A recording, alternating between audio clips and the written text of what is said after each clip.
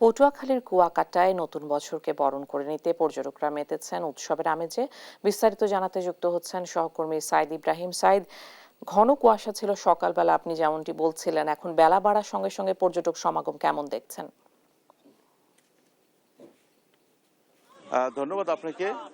Happy new year 2025।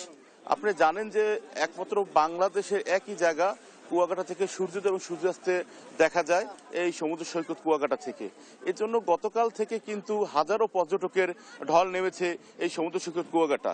কিন্তু আজ সকাল থেকেই কিন্তু এই যে সূর্য উদয় দেখার জন্য যারা পর্যটকরা সমুদ্র সৈকতে এসেছেন তারা কিন্তু এখন পর্যন্ত কিন্তু কেউ সমুদ্র সৈকতে সূর্যোদয় দেখতে পায়, তার একটি কারণ যে মেঘাচ্ছন্ন ছিল এবং যে কুয়াশাচ্ছন্ন ছিল, এই জন্যই কিন্তু তারা দেখতে পারেনি। এবং 10টার পরে সূর্য ওঠায় তারা অনেকটা খুশি হয়েছে যে নতুন সূর্য তারা দেখতে পেয়েছে। একটু দেরি হলেও তারা সেই সূর্যটা দেখতে পেয়েছে।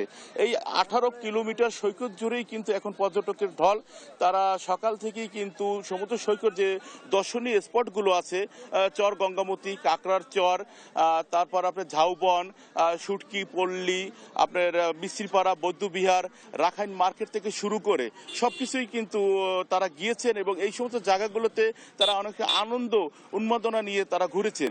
এছাড়া আপনাকে একটু দেখতে পাচ্ছেন যে এখন কিন্তু সমুদ্র সৈকতে যে নোনা জল, তাতে কিন্তু অনেকেই কিন্তু এখন তারা তাদের পরিবার নিয়ে কেউ সাঁতার কাটছেন, কেউ বাচ্চা ছেলেরা দুষ্টুমি করতেছেন এবং অনেকে বেঞ্চিতে বসে আছেন। তারা কিন্তু এই দিনটাকে, এই বছরের প্রথম দিনটাকে কিন্তু আনন্দ উৎসব উদ্দীপনার ভিতর থেকে তারা কাটিয়ে যাচ্ছে। এবং তারা কিন্তু আপনার আরো একটু বলে রাখি যে তা অনেকে অনেক জায়গাতে ঘুরতে আসছে। আমি একজনের সাথে কথা বলবো যে এই পর্যটক যে আসার তার কেমন লাগতেছে আপনি কুয়াকাটা এসে প্রথম দিনে। জি, বিসমিল্লাহির রহমানির রহিম।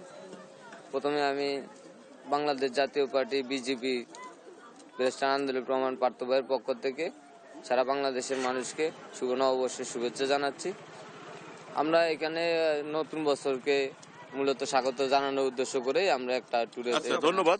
ঠিক আছে, শুনলেন যে আসলে তারা ঘুরতে আসছে একটা থেকে এবং তাদের যে আশা যে তারা দলগতভাবে ঘুরতে এসে তাদের ভালোই লাগতেছে। এছাড়াও আপনাকে